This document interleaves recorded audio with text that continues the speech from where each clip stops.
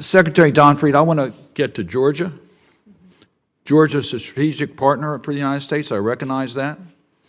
We've seen incredible backsliding on democratic advancements, so much so that EU differentiated between Ukraine and Moldova when it came to Georgia, which was a clear indication that EU sees the backsliding. We saw the criticism of our ambassador. We've seen the failure for judicial reform. So what is our strategy in regards to Georgia advancing democratic institutions, and how do we plan to make progress? Thanks so much for bringing Georgia into the conversation. As you know, the United States has partnered closely with Georgia since its independence from the Soviet Union in 1991. And I think we have seen over those decades significant progress in Georgia in developing its Euro-Atlantic ties. But have we seen progress recently? And so based on that progress, we have had a strategic partnership with Georgia.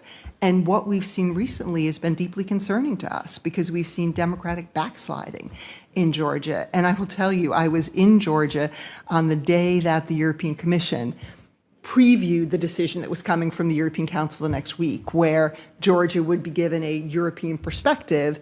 And as you noted, Ukraine and Moldova were given candidate status.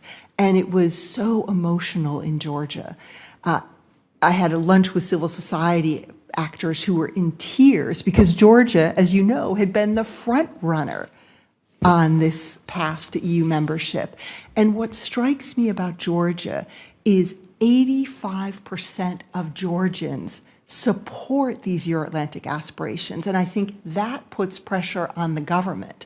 And what we've been doing is saying to the Georgian government, we have joined hands with the European Union. The list of reforms they are saying you need to make to get candidate status, we are all in on helping you make those reforms.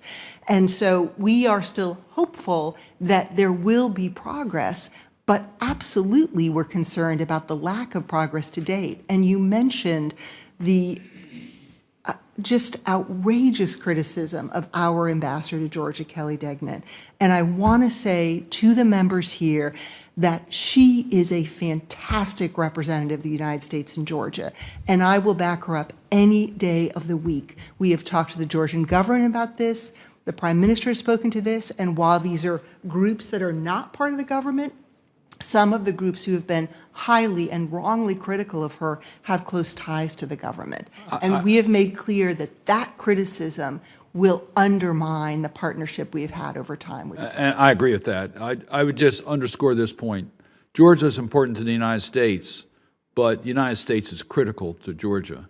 And we need to make that clear in demonstrable progress towards these democratic goals. We need Georgia to be on a path to integration in Europe, and we have to make that absolutely abundantly clear that it's very critically important for the continued support from the United States. If I can just add, I think it's important to just remind all of us that Russia continues to occupy 20% of Georgian territory and seeks to negatively impact Georgia's independence, its ties with the U.S., and its democracy.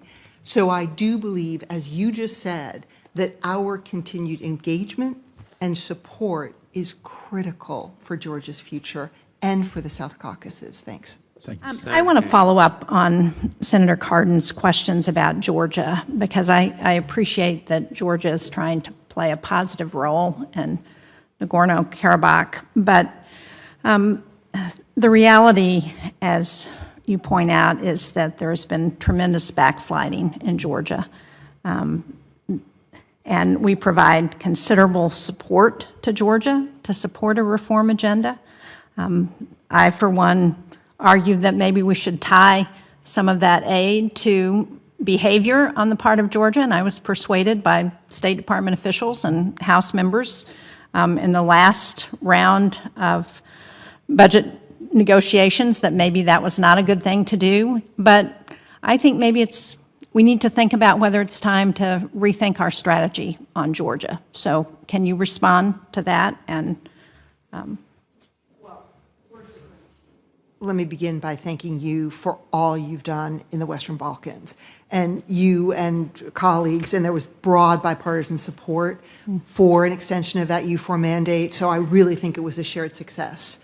And we have a lot of challenges still in Bosnia and Herzegovina, but to have that continued security presence, absolutely share the view of how critical it was. On Georgia, there too, there's been broad bipartisan engagement on the Hill in Georgia that I think makes an important difference. I think it is always a good thing to assess policy, so very open to having that conversation in greater detail with you. You know the reasons why we wanted to stay the course at this point in time. We have voiced our strong concerns about some of the troubling statements and behaviors that we are seeing from some Georgian politicians. As I noted, I don't think those are indicative of the majority of Georgian people. And so we are... I don't want to interrupt. Yeah, no, go ahead. But I certainly agree with you on that. But the fact is that the current Georgian government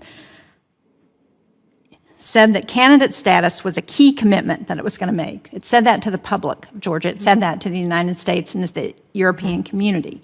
And they clearly have reneged on that commitment. And I think it's important for us to think about the options that we have to try and hold them accountable for that, to let them know that there are consequences. And some of those consequences may be the kind of assistance that we're willing to provide. And, you know, I totally agree that the Georgian people are not the ones at fault here. It's their government. But at some point, they need to demand from their government more accountability. So I want to switch to another topic, but I will leave it at that, and I hope that we might be able to engage in the future in a longer discussion about that, because I do think we have to think of other ways in which we can help incentivize behavior, because what we're doing now doesn't seem to be working. On the Black Sea region writ large, as I'm sure you're aware, Senator Romney and I introduced legislation to try and encourage the development of a strategy for the Black Sea region. I think one of the things we've seen from the war in Ukraine is just how important that whole region is, and how having a coordinated strategy toward the region is really important. And I wonder if you can share with us what the department is thinking, whether you have that kind of a strategy, whether you're looking to develop something more, and what you're thinking about in terms of our approach. Well, thank you for that question. Thank you for your work on this as well. There is no question that Russia's brutal invasion of Ukraine has focused all of us on the Black Sea region and thinking about the way forward there. Of course, NATO has taken very seriously the threat posed by Russia to our allies that border the Black Sea. And of course, U.S. force posture in the region looks very different today than it did before February 24. So I think there's no question that the way we're thinking about the region and we're thinking about the critical importance of U.S. engagement is different than it was before this war. I will say right now our focus is on ensuring Ukraine prevails in this war, because in many ways that is going to be foundational for how we think about Black Sea strategy, but very much welcome your work and your ideas on this, and I can assure you that it is something we are very focused on. So thank you. So just to follow up, is there an effort to develop a more comprehensive strategy? And if so, do you have any timetable in mind for when I appreciate that item number one has to be the war in Ukraine, but what else are we doing, and what's the time frame? We are focused on it. I do not have a time frame for you. Thank you. Thank you, Mr. Chairman. Ambassador Rika, do you believe that Russia's influence in the region and in Armenia in particular is waning? And what should the United States do to capitalize on any opportunities to increase our own presence and influence in the region?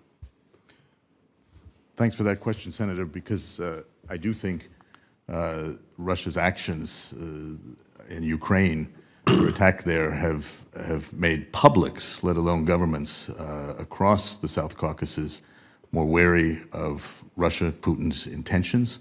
The Russian engagement in Armenia has not helped the Armenians and their cause, and I think they've questioned that, and we see that again at public levels as well. I think what we want to do is underscore our dedication to working with the countries bilaterally and in multilateral fora to promote this lasting peace, because I think there's a realization that while Russia remains part of the geographic equation, that it's the two countries coming to a full peace agreement, an end of violence, and then also with Georgia working to create synergies across that critical South Caucasus between the Black Sea and the Caspian Sea, where you have energy resources, you have infrastructure opportunities, you have great trade opportunities, you have agriculture opportunities. This can be a food basket for much of the world. Tourism, these are all things that they can do once they have achieved this comprehensive peace. And I think both leaders at this moment see that there's an opportunity for a whole new chapter in history there.